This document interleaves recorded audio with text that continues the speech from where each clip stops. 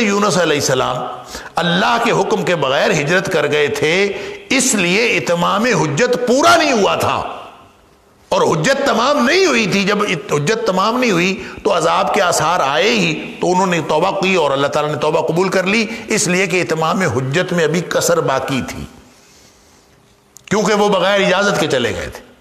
اور دوسرے لوگوں کا خیال یہ ہے کہ عذاب ابھی آیا ہی نہیں تھا، بلکہ عذاب کے آثار ہی نمایاں ہوئے تھے، اور یہ اس مرحلے کا عذاب نہیں تھا جو ایمان لانے کے باوجود نہیں ٹلتا، ابھی وہ مرحلہ باقی تھا کہ انہوں نے آثار دیکھ کے، کیونکہ حضرت یونس علیہ السلام نے ان کو کہہ دیا تھا کہ 3 دن میں عذاب آ جائے گا، تو وہ انتظار تو کر رہے تھے کہ کسی بھی وقت عذاب آ سکتا ہے، لہٰذا جو ہی انہوں نے آثار دیکھے عذاب کے، اسی وقت انہوں نے گڑ گڑانا شروع کر دیا، گویا عذاب کی وہ کیفیت ابھی طاری نہیں ہوئی تھی جس کے بعد ایمان فائدہ نہیں دیتا، تو انہوں نے بہت ٹائملی گویا ایمان کا اظہار کر دیا۔ اس لیے تو یہ دونوں توجیحات اپنی جگہ، یہ دونوں عقلی توجیحات اپنی جگہ، لیکن صحیح بات یہ ہے کہ اللہ فرما رہا ہے کہ لما آمنوا کشفنا عنہم العذاب، جب وہ ایمان لائے تو ہم نے ان کا عذاب ٹال دیا، لہٰذا یہ کہنا کہ عذاب نہیں آیا تھا یہ تو قرآن کے ظاہری بیان کے خلاف، لہٰذا عذاب تو آیا تھا۔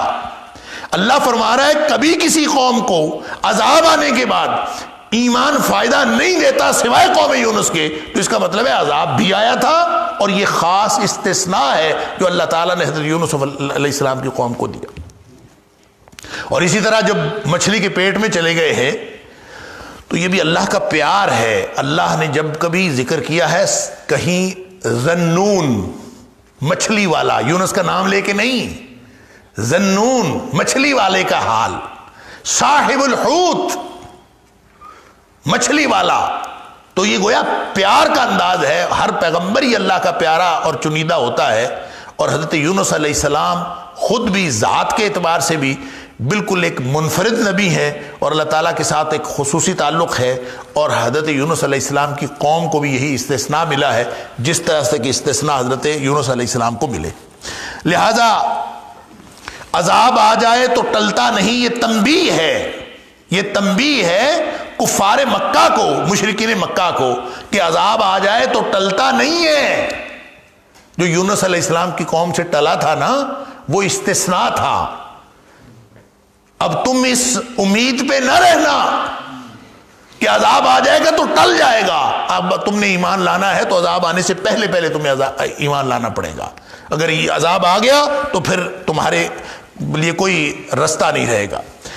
ایک اور بات یہاں مفسرین کو تھوڑا سا، بعض مفسرین کو تھوڑا سا اشکال ہوا ہے کہ اللہ تعالیٰ نے یہاں فرمایا لما آمنوا کشفنا عنہم عذاب الخزي فی الحیات الدنیا، ہم نے ان کا دنیاوی زندگی کا عذاب ٹال دیا، عذاب الخزي رسوائی کا عذاب ہم نے ٹال دیا فی الحیات الدنیا، دنیاوی زندگی میں۔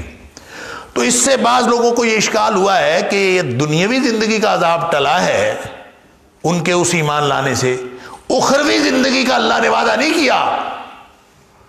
یہ استثناء جو ہوا ہے یہ صرف دنیاوی زندگی کا گویا وقتی طور پر ٹلا ہے، اخروی طور پر عذاب ان کا مطلقاً نہیں ٹلا۔ اس سے ان الفاظ سے لوگوں نے یہ مفہوم بھی لیا۔ تو بات یہ ہے کہ جو عذاب ایمان کی بنیاد پر ٹل رہا ہے، جس کی بنیاد ایمان ہے، اور اللہ فرما رہا ہے لما آمنو، جب وہ ایمان والے ہو گئے تو ان کا یہ جو دنیاوی زندگی کا عذاب ہے ٹل گیا۔ یہ دنیاوی زندگی کا ذکر اس لیے ہے کہ عذاب جو آ چکا تھا وہ تو دنیا کا عذاب تھا نا، وہ اخروی تھوڑا تھا، آ چکا تھا، لہذا صرف اس کا ذکر کیا ہے، رہ گیا اخروی عذاب۔ تو اخروی عذاب تو ایمان لانے سے ٹل ہی جاتا ہے، یہ تو ساری دنیا کو پتا ہے، یہ تو ساری دنیا کو معلوم ہے کہ جو ایمان لے آئے مرنے سے پہلے پہلے اور عذاب آنے سے پہلے پہلے، اللہ تعالیٰ اس کا اخروی عذاب بھی ٹال دیتا ہے۔ لہٰذا کوئی اشکال اس میں نہیں ہے کہ جب وہ ایمان لے آئے، اگر وہ ایمان پر ہی مرے، اگر ایمان کے ساتھ ہی ان کی موت واقع ہوئی، تو اللہ تعالیٰ دنیاوی عذاب کے ساتھ ساتھ اخروی عذاب بھی ان سے ٹال دے گا۔ البتہ کوئی شخص اگر مرنے سے پہلے پھر مرتد ہو جائے یا جہنمیوں والے کام شروع کر دے تو یہ الگ بات ہے کہ پھر اس کا ایمان لانا اس کو کوئی فائدہ نہیں دے گا. لہٰذا یہ قانون بھی اس آیت کے اندر موجود ہے، اور اخروی عذاب کو اس سے جدا کرنا اور الگ کرنا اور یہ کہنا کہ یہ صرف دنیاوی عذاب ٹلا تھا اخروی نہیں، تو میرے خیال میں یہ بھی ایک مغالطہ ہے، اس کی کوئی ضرورت نہیں ہے.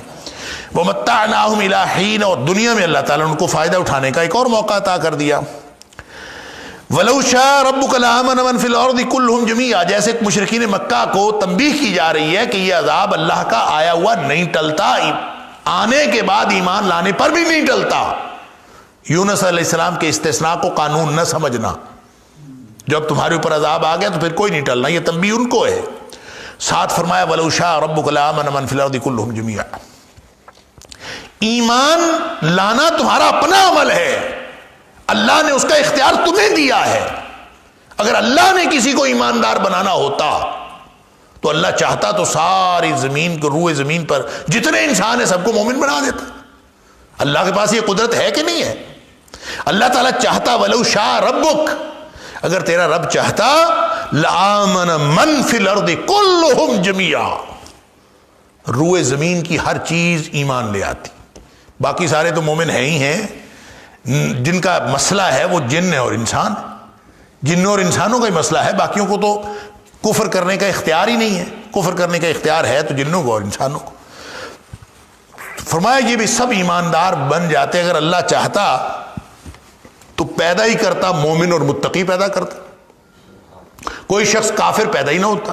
کسی شخص کے پاس اللہ کے حکم سے انحراف کی توفیق ہی نہ ہوتی. یہ ہو سکتا تھا، اللہ چاہتا تو یہ قدرت طاقت اللہ کے پاس ہوتی. یہ مضمون بھی اللہ نے قرآن میں کئی جگہ پہ بیان کیا ہے. لیکن اگر ایسا ہوتا تو پھر امتحان کیسے ہوتا؟ پیدا تو اس لیے کیا ہے الذی خلق الموت والحیات لیبلوکم ایکم احسن عملا، یہ موت اور زندگی کا کارخانہ اس نے اس لیے بنایا ہے تاکہ وہ تمہارا امتحان کرے کہ تم میں سے اچھے عمل کرنے والا کون. تو امتحان ختم ہو جاتا اگر اللہ ساری امت کو ایک جیسا بنا دیتا. اگر سب لوگ ایک جیسا سوچتے، ایک جیسا کردار ہوتا اور سب لوگ مومن بن جاتے تو اس امتحان کا تو سارا نظام ہی ختم ہو جاتا. کیونکہ اللہ نے امتحان کے لیے پیدا کیا ہے، لہذا وہ ایماندار زبردستی نہیں بناتا، راستہ بتاتا ہے. انا ہدینا السبیل اما شاکرا و اما کفورا، یہ دو راستے موجود ہیں، جس نے مومن بننا ہے مومن بن جائے. فمن شاء فلیؤمن ومن شاء فلیکفر، جو چاہتا ہے وہ مومن بن جائے، جو نہیں چاہتا وہ کافر رہے. اس سے اللہ تعالیٰ اس کو زبردستی مومن نہیں بناتا. لہذا ایمان کسی نے لانا ہے تو وہ اس انتظار میں نہ بیٹھے کہ اللہ مجھے مومن بنا دے، بلکہ اللہ نے آپ کو ایمان کا راستہ بتا کے اس امتحان میں اتمام حجت کر دیا ہے. لہذا اس نے مومن نہیں بنانا، اب آپ نے خود بننا ہے. عذاب آنے سے پہلے ہی مومن بن جاؤ تو بچ جاؤ گے. لہذا اگر نہیں بنتا کوئی تو اللہ نے کوئی نہیں. وَلَوْ شَاءَ رَبُّكَ لَآمَنَ مَنْ فِي الْأَرْضِ كُلُّهُمْ جَمِيعًا، اللہ اگر چاہتا تو وہ سب کو ہی مومن بنا دیتا. لہذا اس برتے پہ بیٹھے رہنا اور اس امید پہ بیٹھے رہنا میرا اللہ خود ہی مجھے مومن بنا دے گا، تو ایسا نہیں ہے. اللہ نے ایک قانون بنا دیا ہے، قانون عدل ہے، اتمام حجت کر دی ہے، تمہیں راستہ بتا دیا، اب تم نے اپنی مرضی کرنی ہے، مومن بنو یا نہ بنو. افانت تکرہ الناس حتی یکونوا مؤمنون حتی یکونوا مؤمنین، اے حبیب صلی اللہ علیہ وسلم کیا آپ لوگوں کو مجبور کر سکتے ہیں کہ لوگ مومن بن جائیں؟ کوئی مجبور نہیں کر سکتا.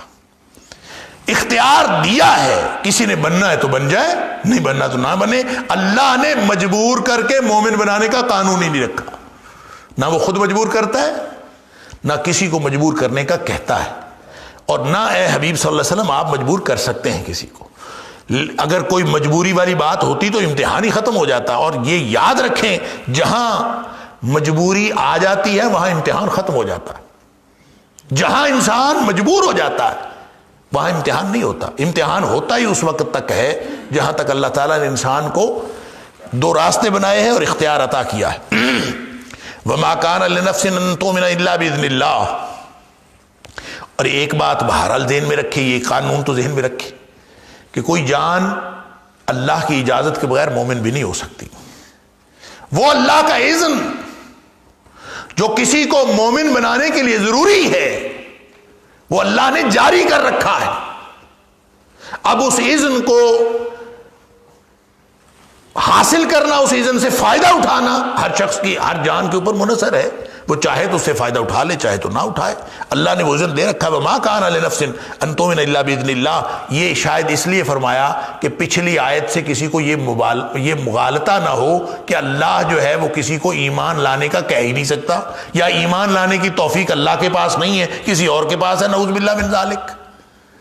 یعنی یہ کہنا کہ اللہ چاہتا تو سب کو مومن بنا دیتا اور وہ مجبور نہیں کرتا، تو اس کا مطلب یہ نہیں ہے کہ اب لوگوں کو ایمان لانے کا اللہ کی ذات کے ساتھ اور اللہ کے اذن اور اللہ کی توفیق کے ساتھ کوئی تعلق ہی نہیں ہے. توفیق تو بہرحال اس کی ہے.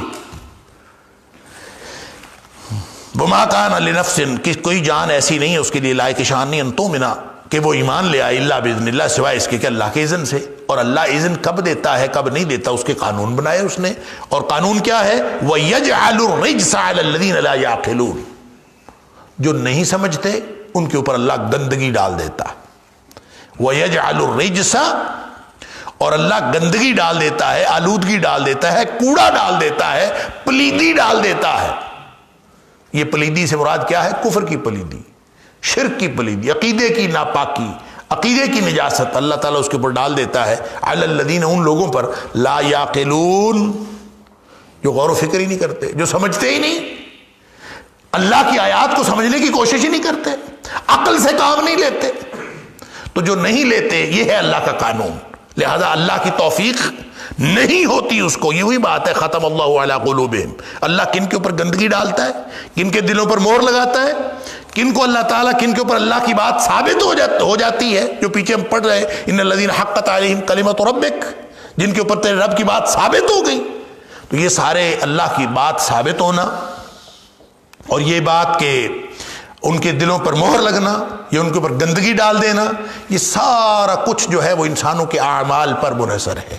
انسان جو کچھ کر رہا ہے اللہ کے دیے ہوئے اختیار کے مطابق، اس کے نتیجے میں یہ سب کچھ ہو رہا ہے. یہ قانون بتایا جا رہا ہے اس وقت کے اولین مخاطبین جو مشرکین مکہ ہیں ان کو، اور قیامت تک کے لیے ساری انسانیت کو یہ سمجھایا جا رہا ہے کہ تمہیں اللہ تعالیٰ نے اختیار دے کے بھیجا ہے. لا یکلف اللہ نفسا الا وسعها، ہر شخص کو ذمہ دار بنایا ہے اتنا ہی جتنی اس کو استطاعت دی ہے. اور اگر کوئی شخص اس استطاعت سے کام نہیں لیتا، اللہ کی دی ہوئی صلاحیتوں سے کام نہیں لیتا، اور اپنے آپ کو قرآن فہمی میں اور اللہ کی وحی کو سمجھنے میں اور اللہ کی آیات پر غور و فکر کرنے میں نہیں لگاتا، تو پھر اس کے اوپر آہستہ آہستہ عقیدے کی گندگی چڑھ جاتی ہے. مطلب یہ ہے. اور جب عقیدے کی گندگی چڑھ جاتی ہے تو اس کو پھر ایمان لانے کی توفیق نہیں ہوتی. قل انظروا ماذا فی السماوات والارض، کتنی کی نشانیاں لینی ہیں؟ زمین و آسمان کو دیکھو.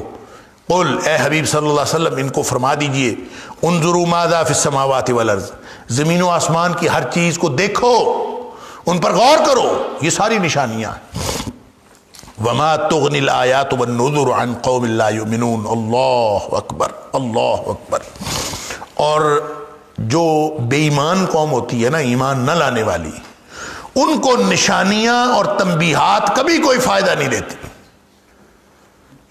آیات، نشانیاں، نذر، دھمکیاں اور تنبیہات، وارننگز، یعنی زمین و آسمان میں کتنی ہی نشانیاں ہیں جو ہر وقت فائدہ دینے والی ہیں. آپ جہاں دیکھو، آسمان کو دیکھو، زمین کو دیکھو. افلا ينظرون الى الابل كيف خلقت والى السماء كيف رفعت والى الجبال كيف نصبت والى الارض كيف سطحت. زمین کو دیکھو، آسمان کو دیکھو، پہاڑوں کو دیکھو، اونٹ کو دیکھو کیسے بنایا گیا. یہ سب کچھ اللہ نے کیسے پیدا کیا، ان کو دیکھتے نہیں ہیں. اللہ تعالیٰ بار بار دیکھنے، یہ غور و فکر کرنے کی دعوت دیتا ہے. افلا یتفکرون، افلا تتفکرون، افلا یتدبرون القرآن ام علی قلوب اقفالها. یا قرآن میں غور و فکر نہیں کرتے، ان کے دلوں پر پردے پڑے ہوئے ہیں. اتنی نشانیاں ہیں. اللہ اکبر. فرمایا، اور مفسرین نے لکھا ہے کہ یہ بات بھی مشرکین مکہ کے اس سوال کے جواب میں ہے کہ جو بار بار کہتے تھے کہ ہمیں نشانیاں دکھاؤ، ہمارے لیے کوئی نشانی لاؤ، کوئی معجزہ لے کے آؤ. تو اللہ فرماتا ہے کہ ان سے فرما دیجئے کہ کوئی ایک معجزہ ہے؟ ساری کائنات ہی معجزہ ہے. دیکھو تو صحیح، زمین و آسمان کی ہر چیز کو دیکھو. اللہ اکبر. لیکن لوگ دیکھتے ہی نہیں ہیں. جیسے سورہ یوسف علیہ السلام میں اللہ تعالیٰ نے فرمایا وَکَأَيٍّ مِّنْ آیَةٍ فِي السَّمَاوَاتِ وَالْأَرْضِ یمرون علیہا، زمین و آسمان میں کتنی ہی نشانیاں ہیں جس کے اوپر ہر وقت یہ گزرتے ہیں، ہر وقت دیکھتے ہیں، وَهُمْ عَنْهَا مُعْرِضُونَ، لیکن غور و فکر نہیں کرتے، منہ پھیر کے چلے جاتے ہیں، بے توجہی برتتے ہیں۔ تو اللہ فرماتا ہے کہ قُلِ انظُرُوا مَاذَا فِي السَّمَاوَاتِ وَالْأَرْضِ، اے حبیب صلی اللہ علیہ وسلم نشانیاں مانگنے والوں کو فرمائیے زمین و آسمان میں کوئی ایک نشانی ہے؟ یہ بے شمار نشانیاں موجود ہیں، زمین و آسمان کی ہر چیز کو دیکھو۔ وَمَا تُغْنِ الْآيَاتِ وَالنُّذُرُ عَنْ قَوْمٍ لَا يُؤْمِنُونَ، البتہ جو بے ایمان قوم ہوتی ہے، جو ایمان نہیں رکھتے، ان کو نہ کوئی نشانی فائدہ دیتی ہے، نہ کوئی تنبیہ فائدہ دیتی، نہ کوئی وارننگ، نہ کوئی ڈراوا، نہ کوئی دھمکی، نہ کوئی نشانی۔ تو اللہ کی وہ نشانیاں جو پوری کائنات میں ارد گرد پھیلی ہوئی ہیں، یا اللہ کی وہ نشانیاں جو قرآن میں آیات کی صورت میں نازل ہوئی ہیں، کوئی بھی نشانی ان لوگوں کو فائدہ نہیں دیتی جو بے ایمان ہیں، جن کے دلوں میں ایمان ایک رتی بھر بھی موجود نہیں، باقی لوگوں کو تو فائدہ ملتا ہے۔ فَهَلْ يَنْتَظِرُونَ إِلَّا مِثْلَ أَيَّامِ الَّذِينَ خَلَوْا مِنْ قَبْلِهِمْ، اللہ یہ پھر ایک ڈراوا اور دھمکی ہے ان کو۔ فَهَلْ يَنْتَظِرُونَ، کیا یہ انتظار کر رہے ہیں؟ إِلَّا مِثْلَ أَيَّامِ الَّذِينَ خَلَوْا مِنْ قَبْلِهِمْ، یہ کسی اور چیز کا انتظار نہیں کر رہے سوائے اسی طرح کے دنوں کا، اسی طرح کے دور کا جس طرح کا دور پہلے لوگوں پر گزرا۔ گویا یہاں دھمکایا جا رہا ہے ان کو کہ قوم نوح کو دیکھو، قوم عاد کو دیکھو، ہود علیہ السلام کی قوم، قوم ثمود کو دیکھو، صالح علیہ السلام کی قوم، آل فرعون کو دیکھو جو جن کا مقابلہ موسیٰ علیہ السلام کے ساتھ ہوا، لوط علیہ السلام کی قوم کو دیکھو۔ یعنی پہلے لوگوں پر جس طرح کی کیفیت گزری، جس طرح کے دن ان کے اوپر گزرے، تم بھی اسی طرح کا انتظار کر رہے ہو۔ فَهَلْ يَنْتَظِرُونَ، پھر نہیں انتظار کر رہے وہ، الا مگر مثل ایام الذین خلو من قبلہم، سوائے ان لوگوں کی حالت جیسا یا ان لوگوں کے دنوں جیسا جو عذاب کے دن تھے، خلو من قبلہم جو ان سے پہلے گزرے۔ قل، اے حبیب صلی اللہ علیہ وسلم آپ ان کو فرما دیجئے، فانتظروا، ٹھیک ہے کرو انتظار، انی معکم من المنتظرین، میں بھی تمہارے ساتھ انتظار کرنے والوں میں سے ہوں کہ کب اللہ تعالیٰ کا حکم آتا ہے۔ اللہ اکبر۔ ثم ننجی رسولنا والذین آمنوا، اور ہمارا یہ قانون یہ ہے، سابقہ امتوں میں یہی قانون چلا کہ ثم ننجی، پھر ہم نجات دے دیا کرتے ہیں، رسولنا، اپنے رسولوں کو، اپنے جو ہمارے رسول بھیجے ہوئے ہوتے ہیں ان کو ہم نجات دے دیتے ہیں، والذین آمنوا، اور ان کے ساتھ جو اہل ایمان ہیں ان کو بھی نجات مل جاتی ہے۔ مشرکین مکہ کو یہ سمجھایا جا رہا ہے کہ تمہارا اگر یہ خیال ہو کہ اللہ کا عذاب آئے گا تو سب رگڑے جائیں گے، ایسا نہیں ہوتا، تم رگڑے جاؤ گے، اہل ایمان بچ جائیں گے، اللہ اپنے نبیوں کو بچاتا ہے۔ جیسا کہ ابھی میں عرض کر رہا تھا کہ اللہ تعالیٰ نے قوم عاد پر جب عذاب نازل کیا، ہود علیہ السلام کو بچا لیا، قوم سمود پر عذاب آیا، صالح علیہ السلام اور اہل ایمان بچ گئے، نوح علیہ السلام کی قوم پر ایمان لانے والے، نوح علیہ السلام پر ایمان لانے والے جو 60 تھے یا 80 تھے، وہ سارے بچ گئے، اللہ تعالیٰ نے ان کو بچا لیا، باقی ساری قوم پر عذاب آ گیا۔ تو اللہ تعالیٰ اپنے اہل ایمان کو بچا لیتا ہے، اور جو اہل ایمان نہیں ہوتے وہ پھنسی جاتے ہیں۔ جیسے جو لوط علیہ السلام کی بیوی تھی، چلی تو ساتھ تھی، نکلی تھی، لیکن اللہ تعالیٰ نے فرما دیا تھا چونکہ یہ اس کا کردار ٹھیک نہیں ہے اور آپ کے اوپر ایمان لانے والی نہیں ہے، لہٰذا یہ ماری جائے گی۔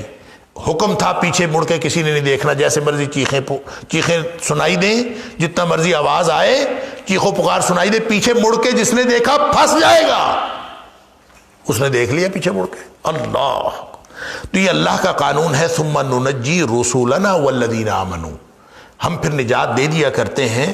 اب یہ گویا اس میں اہل ایمان کو، صحابہ کرام کو اور نبی اکرم صلی اللہ علیہ وسلم کو تسلی بھی ہے، مشرکین مکہ کو تنبیہ بھی ہے، تم مارے جاؤ گے یہ بچ جائیں گے۔ کذالک حقا علینا ننجی المؤمنین، پھر یہ تکرار کے ساتھ فرمایا یہ کرنا ہمارے ذمے ہے، یہ ہماری ذمہ داری ہے۔ کذالک، اسی طرح، حقا علینا، یہ ہمارے ذمے ہے، ہماری ذمہ داری ہے، کیا؟ ننجی المؤمنین، ہم اہل ایمان کو ہمیشہ نجات دے دیتے ہیں۔ لہذا جتنے مرضی برے حالات ہوں، جتنے مرضی مشکلات ہوں، اللہ تعالیٰ اہل ایمان کو اس میں سے نجات دے ہی دیا کرتا ہے۔ بس فرق یہ ہے کہ بندہ مومن ہو، اللہ پر ایمان رکھنے والا ہو، اور دنیاوی اور مادی سہاروں پر ایمان رکھنے والا نہ ہو، تو اللہ تعالیٰ ان کو نجات دے ہی دیا کرتا ہے۔ جس وقت کوئی سہارا، کوئی مادی وسیلہ نہیں تھا یا نہیں ہوتا، یوں کہہ لیں، اس وقت اللہ کی مدد آتی ہے۔ یوں کہہ لیجئے، جو میں اکثر عرض کرتا ہوں، یہ فقرہ اللہ کرے کہ میرے اور آپ کے دلوں میں بیٹھ جائے۔ اللہ پر کامل توکل کے لیے مادی سہاروں سے کامل مایوسی ضروری ہے۔ جب تک مادی سہاروں سے کامل مایوس نہیں ہوں گے آپ اللہ پر کبھی کامل توکل نہیں کر سکتے۔ جو کامل توکل ہے اس کے لیے کامل مایوسی ضروری ہے کہ آپ کو مادی چیزوں سے، مادی اسباب کے اوپر ذرہ بھر بھروسہ نہ ہو، بھروسہ اللہ پر ہو۔ ظاہر ہے اگر دنیاوی اور مادی سہاروں پر آپ کا بھروسہ ہو گیا تو جتنا بھروسہ ان پر ہوگا اتنا اللہ تعالیٰ کے توکل میں کمی ہوگی۔ جب اللہ کے توکل میں کمی ہوگی تو پھر اللہ تعالیٰ سے مدد کیسے لیتے ہو؟ اللہ کی مدد آتی ہی اس وقت ہے جب انسان کامل بھروسہ اللہ پر کرتا ہے۔ تو دنیاوی اسباب و وسائل استعمال کرتے ہوئے ان پر بھروسہ نہیں کرنا، استعمال ان کو کرنا ہے لیکن بھروسہ نہیں کرنا، بھروسہ اللہ کی ذات پر۔ دنیاوی اسباب و وسائل، جیسے گھٹنا باندھا تھا نا، نبی پاک صلی اللہ علیہ وسلم نے کسی بدوی سے پوچھا تھا کہ اونٹ کہاں ہے، کہاں باندھا ہے؟ تو اس نے کہا میں نے اس کو نہیں باندھا، اس کو ویسے چھوڑ دیا اللہ کے بھروسے پر۔ تو نبی پاک صلی اللہ علیہ وسلم فرمایا نہیں، پہلے اس کو باندھو پھر اللہ پر بھروسہ کرو۔ تو باندھنے کا مطلب یہ نہیں ہے کہ رسی کے اوپر بھروسہ ہے، باندھنے تدبیر اختیار کرنا اللہ کا حکم ہے، اللہ کے رسول صلی اللہ علیہ وسلم کو حکم۔ لہذا تدبیر اختیار کرنی، تدبیر اختیار کرنا توکل کے خلاف نہیں ہے، تدبیر اختیار کرنا توکل میں شامل ہے۔ جس اللہ پر بھروسہ کرنا ہے اسی نے ہمیں یہ تدبیر عطا کی ہے اور تدبیر کا راستہ دکھایا ہے۔ لہٰذا پہلے گھٹنا باندھو پھر اللہ پر بھروسہ کرو، لیکن بھروسہ صرف اللہ پر کرو۔ اگر بھروسہ کسی اور پر ہوا تو پھر اللہ تعالیٰ کی مدد نہیں آتی۔ اللہ اکبر۔ لہذا فرمایا کہ کذالک حقا علینا ننجی المؤمنین، ہم اہل ایمان کو بچا لیتے ہیں، یہ ہماری ذمہ داری ہے، اور اللہ کے ذمے اسی وقت ہوتا ہے جب انسان خالص اللہ پر بھروسہ کرتا ہے۔ قل یا ایھا الناس، اے حبیب صلی اللہ علیہ وسلم آپ اعلان کر دیجئے، یا ایھا الناس، اے لوگو، ان کنتم فی شک، اگر تم کسی شک میں ہو، من دینی، میرے دین کے بارے میں۔ اب یہ بالکل یوں کہہ لیجئے کہ آخری آیات ہیں سورہ یونس کی، اور اس میں گویا ایک حتمی نوعیت کا اعلان ہے کہ اگر تمہیں کوئی شک ہے میرے دین کے بارے میں، اور شک تم چھوڑ ہی نہیں رہے، اور ابھی تک تمہیں وہ حق جو اپنی پوری آب و تاب کے ساتھ چمک رہا ہے وہ تمہیں کوئی اٹریکٹ ہی نہیں کر رہا، تمہارے پاس اس کے اندر کوئی کشش ہی نہیں تمہارے لیے، تو اگر تم ابھی بھی شک میں مبتلا ہو۔ شک اور تردد کیا ہوتا ہے؟ شک مکمل ریجیکشن نہیں ہوتی، ایک کفر ہوتا ہے، ایک شک ہوتا ہے۔ کفر یہ ہوتا ہے کہ آدمی انکار کر دے، جو شک اور تردد ہوتا ہے وہ ہمیشہ دو امکانات میں سے کوئی ایک ہوتا ہے، یا دو سے زائد امکانات بھی ہو سکتے ہیں، ان میں سے آدمی سب کو ممکنہ طور پر کنسیڈر کر رہا ہو تو یہ شک ہے۔ یعنی ممکنہ طور پر کنسیڈر کرنے کا مطلب یہ ہے کہ آپ یہ نہیں کہتے کہ نبی پاک صلی اللہ علیہ وسلم، یعنی مشرکین مکہ یہ نہیں کہہ رہے تھے کہ نبی پاک صلی اللہ علیہ وسلم نعوذ باللہ من ذالک جھوٹے ہیں، یہ نہیں کہتے تھے۔ ان کو شک تھا کہ جھوٹے بھی ہو سکتے ہیں، سچے بھی ہو سکتے ہیں۔ جنہوں نے کفر کر لیا وہ گویا شک میں نہیں ہے، وہ تو ان کو تو یقین ہو گیا کہ نبی پاک صلی اللہ علیہ وسلم، انہوں نے اپنے یقینی طور پر اس کو نبی کریم صلی اللہ علیہ وسلم کے سچے ہونے کے امکان کو رد کر دیا۔ اور جن کو شک تھا، شک کرنے والے، چونکہ اس میں ایک امکان ہوتا ہے ایمان کا، اور دوسرا امکان ہوتا ہے کفر کا، لہذا اس کو اس کیفیت کو شک کہتے ہیں. اور شک میں رہنے والا بھی نبی کریم صلی اللہ علیہ وسلم کی امت کے ساتھ کوئی تعلق نہیں رکھتا. جس کے کوئی جیسے میں نے عرض کیا کہ کامل مایوسی مادی اسباب سے ضروری ہے کامل توکل کے لیے، اسی طرح ایمان مکمل ہوتا ہی نہیں ہے جب تک آپ کفر کے امکان کو، جھوٹ کے امکان کو، تکذیب کے امکان کو، باطل کے امکان کو 100% رد نہیں کرتے، اس وقت تک ایمان مکمل نہیں ہوتا. اس لیے فرمایا ان کنتم فی شک، اگر تم شک میں ہو من دینی، میرے دین کے بارے میں، فلا اعبد الذین تعبدون من دون اللہ، تو پھر دیکھو شک تمہیں ہے مجھے نہیں ہے، تمہیں تردد ہے، تم کنسیڈر کر رہے ہو مختلف چیزیں. انہوں نے یہی کہا تھا نا کہ ایسا کرتے ہیں کہ 1 سال ہم مل کے، سب مل کے تیرے رب کی بندگی کر لیا کریں گے، اور 1 سال ہم سب مل کے ہمارے معبودوں کی پوجا کر لیا کریں، تاکہ اگر خیر ادھر ہے تو وہ بھی سب کو مل جائے، اگر خیر ادھر ہے تو وہ بھی سب کو مل جائے. کمال ہے نا ایسا کمپرومائز. اللہ اکبر.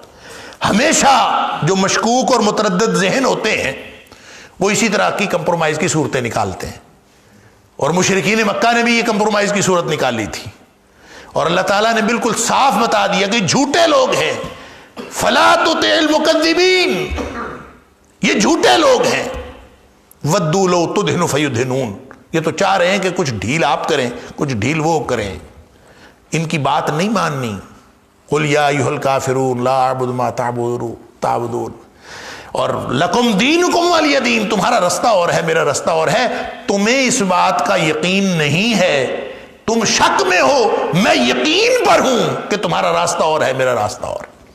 گویا ایمان کا راستہ کفر کا راستہ نہیں ہوتا، یہ تو سب کو معلوم ہے.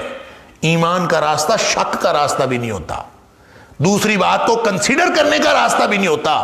دوسرے امکان کو اگر کوئی شخص اپنے دل و دماغ میں جگہ دیتا ہے، دوسرے کسی امکان کو، یہ ایسے ہی ہے جیسے آپ اللہ اور اس کے رسول صلی اللہ علیہ وسلم کی کوئی بات سنیں تو پھر آپ کے ذہن میں یہ شک ہو کہ شاید یہ دوسری بات بھی ہو سکتی، شاید. اللہ اکبر. نبی کریم صلی اللہ علیہ وسلم نے فرمایا، دیکھیں بعض پرسیپشنز ہیں ہمارے، ہم اپنے پرسیپشن سے باہر ہی نہیں نکلتے. نبی کریم صلی اللہ علیہ وسلم نے فرمایا صدقہ مال میں سے کمی نہیں کرتا، ما نقصت صدقۃ من مال، مال میں کمی نہیں کرتا صدقہ. ہم 100 روپے میں سے 10 روپے دے دیں باقی 90 رہ جاتے ہیں. اب نبی پاک صلی اللہ علیہ وسلم فرما رہے ہیں کہ صدقہ مال میں سے کمی نہیں کرتا، ہم کہتے ہیں کہ 100 مائنس 10 باقی 90 رہ گئے. تو یقین کس بات پر ہے؟ کس بات پر یقین ہے؟ اس کیلکولیشن پر جو میں کر رہا ہوں، جو ہم کر رہے ہیں، اس کیلکولیشن پر یقین ہے، یا اس کیلکولیشن پر یقین ہے جو نبی کریم صلی اللہ علیہ وسلم نے کر کے بتا دی، ما نقصت صدقۃ من مال، بھائی مال میں سے کمی نہیں ہوتی صدقہ دینے سے. تو اس کا مطلب ہے کہ جو میری کیلکولیشن ہے نا، یہ ناقابل فہم ہے، نبی پاک صلی اللہ علیہ وسلم کی بات ناقابل فہم نہیں ہے، میری کیلکولیشن غلط ہے.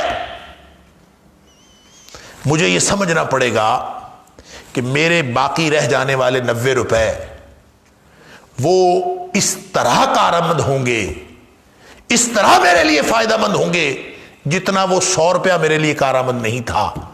نبی کریم صلی اللہ علیہ وسلم دیکھیں، نوٹوں کے ساتھ کوئی پیار تھوڑی ہوتا ہے، نوٹ تھوڑی انسان چاہتا ہے، اصل میں نوٹوں کے ساتھ پیار ہوتا ہے اس فائدے کی وجہ سے جو ان نوٹوں کے بدلے میں انسان کو حاصل ہوتا. لہذا یہ اللہ کا کام ہے، صدقہ دینے سے جو بظاہر کیلکولیشن میں کمی آتی ہے اللہ اس کو کمپنسیٹ کرتا ہے اس فائدے کے ذریعے سے جو آپ نے اس رقم کے اگینسٹ حاصل کرنا تھا. یہ یقین کی بات ہے. اور اگر ہم کنسیڈر کرتے رہے کہ نہیں میں دے دوں گا تو کمی ہو جائے گی، یہ کر دوں گا تو وہ ہو جائے گا، میری فلاں ضرورت رہ جائے گی، نبی کریم صلی اللہ علیہ وسلم فرماتے ہیں صدقہ تو اصل صدقہ ہی وہ ہے جو اس وقت دیا جائے وَأَنْتَ صَحِيحٌ شَحِيحٌ، جو اس وقت دیا نا جب آپ بالکل تندرست ہٹے کٹے ہیں اور لالچ بھی موجود ہے، دل میں لالچ بھی موجود ہے، ابھی پیسے اکٹھے کرنے ہیں، ابھی ضرورتیں موجود ہیں، اور ضرورتیں ہونے کے باوجود جب آپ اللہ کے راستے میں خرچ کرتے ہیں، صدقہ کرتے ہیں، تو وہی اصل میں صدقہ ہے، اصل صدقہ ہے ہی وہ